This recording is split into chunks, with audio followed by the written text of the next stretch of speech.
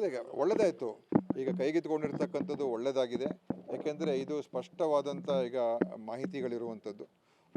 ಕುಮಾರಸ್ವಾಮಿಯವರು ಭಾಳ ಜೋರಾಗಿ ಎಲ್ಲ ಮಾತನಾಡ್ತಾರೆ, ಆದರೆ ಫ್ಯಾಕ್ಟ್ಸ್ ಅವ್ರ ಮುಂದೆನೇ ಇದೆ, ಫ್ಯಾಕ್ಟ್ಸ್ ಅವ್ರ ಮುಂದೆನೇ ಇರುವಂಥದ್ದು.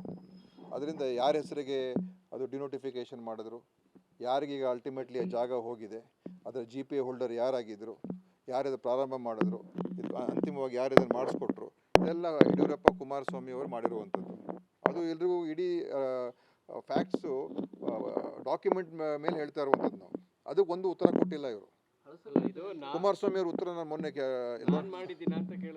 ಅದೇ ಈಗ ಅವ್ರ ಸಿಗ್ನೇಚರೇ ಇದೆ. ಈಗ ಅಷ್ಟು ಹೇಳ್ಬೋದು ನಾನು ಸಿಗ್ನೇಚರ್ ಅಲ್ಲ ಅಂತ, ಅದೊಂದು ಅವ್ರಿಗೊಂದು ಸಬೂಬ್ ಇದೆ. ಈಗ ಅದೊಂದು ಹೇಳೋಕ್ಕೆ ಶುರು ಮಾಡ್ಬೋದು ಅವರು, ನಾನು ಸೈನ್ ಮಾಡಿಲ್ಲ ಅಂತ. ಅದೇ ಲೋಕಾಯುಕ್ತ ತನಿಖೆ ಮಾಡಿ ಕುಮಾರಸ್ವಾಮಿ ಅವ್ರ ಬಾಮೈದನ್ಗೆ ಈ ಡಿನೋಟಿಫಿಕೇಷನಿಂದ ಅನುಕೂಲ ಆಗಿದೆಯಾ ಇಲ್ವಾ ಅವ್ರು ಹೇಳಿಬಿಡ್ಲಿ.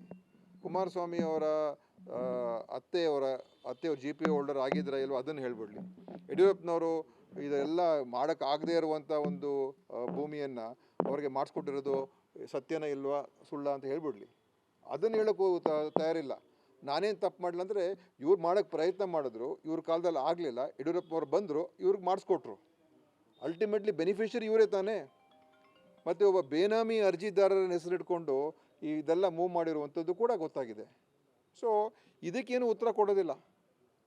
ಏನು ಸಿದ್ದರಾಮಯ್ಯವ್ರ ಮೇಲೆ ಯಾರೋ ಸತ್ತೋಗಿರೋರ ಹೆಸರಲ್ಲಿ ಡಿನೋಟಿಫೈ ಮಾಡಿಸ್ಬಿಟ್ಟಿದ್ದಾರೆ. ಸಿದ್ದರಾಮಯ್ಯವರೇ ಮಾಡಿಸಿಲ್ಲ denotification. First of all denotification ಆಗಿರೋದು ಬಾಲಸುಬ್ರಹ್ಮಣ್ಯಂ ಅವರ ಅಧ್ಯಕ್ಷತೆಯ ಕಮಿಟಿ ಮಾಡಿರುವಂಥದ್ದು. ಸತ್ತೋಗಿರೋರ ಹೆಸರಲ್ಲಿ ಮಾಡಿಬಿಟ್ಟಿದ್ದ ಜೋರಾಗಿ ಮಾತಾಡಿದ್ರಲ್ಲ. ಈ ಪ್ರಕರಣ ಅವ್ರ ಹೆಸರಲ್ಲಿ, ಅವ್ರ ಬಾಮೈದನ ಹೆಸರಲ್ಲಿ ಆಗಿರುವಂಥ ಜಮೀನು ಕೂಡ ಸತ್ತೋಗಿರೋ ಹೆಸರಲ್ಲಿ ಡಿನೋಟಿಫೈ ಆಗಿರೋದು ಕುಮಾರಸ್ವಾಮಿ ಅವರೇ. ಇದಕ್ಕೇನು ನಿಮ್ಮ ಉತ್ತರ? ಸುಮ್ಮನೆ ನೀವು ಯಾವಾಗ ನಿಮ್ಗೆ ಅನುಕೂಲ ಆಗುತ್ತೆ ಹೇಳ್ಬಿಡೋದು, ಯಾವಾಗ ನಿಮಗೆ ಸಮಸ್ಯೆ ಆಗ್ತದೆ ಆವಾಗ ಇನ್ನೊಂದು ಥರ ಅದನ್ನು ತಿರುಚಿ ಹೇಳುವಂಥದ್ದು. ಗ್ಯಾರಂಟಿ ನ್ಯೂಸ್, ಸುದ್ದಿ ಖಚಿತ, ನ್ಯಾಯ ನಿಶ್ಚಿತ.